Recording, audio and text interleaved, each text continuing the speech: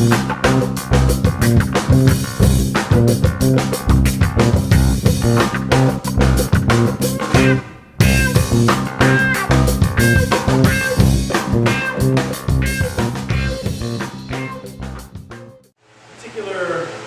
set today, we're going to talk more about the unorthodox kata, Mitose no kihon unorthodox, dealing with the striking aspects of the kata with some of that conceptual stuff, dealing with moving your punching from your center or your hara, your dantian.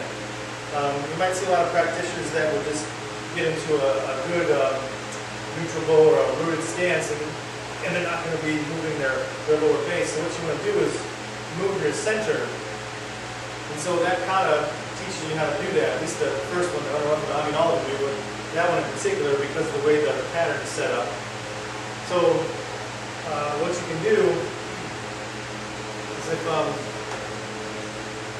you get a guy that's going to maybe throw a punch, so what you do is you can set this up where you're working on your hits, but now instead of just moving as the punch comes in, instead of moving and getting into your rooted stance and working from there, you want to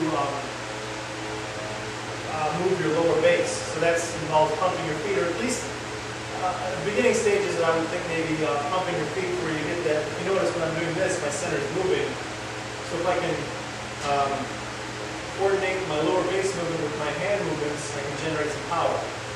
And eventually you start just not doing it. You still do it, but you make it different. You do more of a tightening of muscle groups and so forth, where you don't make it so obvious.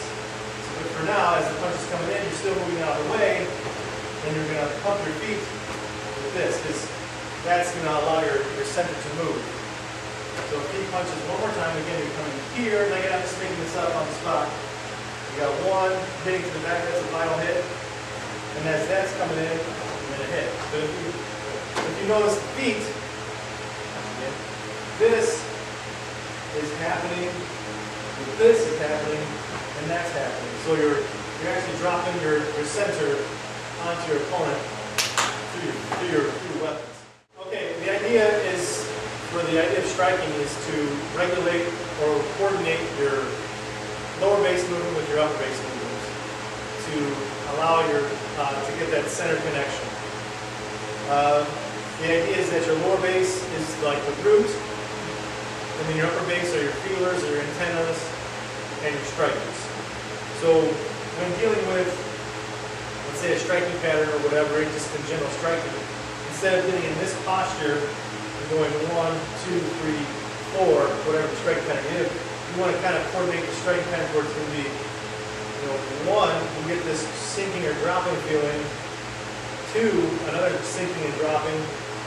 3, and you get that shake or that power connection to your strikes. So again, this is important. All your movements come from here, come from center. So if he holds his arm out, again, I just don't want to be here 1, 2, 3. I mean, even though he is just standing still, I don't want to do, even if he was moving, if I'm trying to do this, he throws, let's say, he throws 2 punches, and I'm coming here, see, I'm going to get hit. I mean, even though I'm hitting him, I'm still going to get hit. So by allowing my lower base to connect to my center more, I'm also allowing myself to be more evasive. So if he throws 1 punch, 2 punch, see, I'm allowing myself to, I'm moving my center, I'm escaping in essence, but not the big escapes. So if he throws 1, 2 punch, see, it's going to be more of a hit. And see how this movement here is causing, I'm escaping, okay, think about it. So go a little slower. He punches, I got, boom, he goes to punch again. See, I'm escaping in some way, shape, or form. So, again, he goes to punch, freeze, just do this one movement. So, I'm coming here, dropping, hit. So, see if you see this dropping.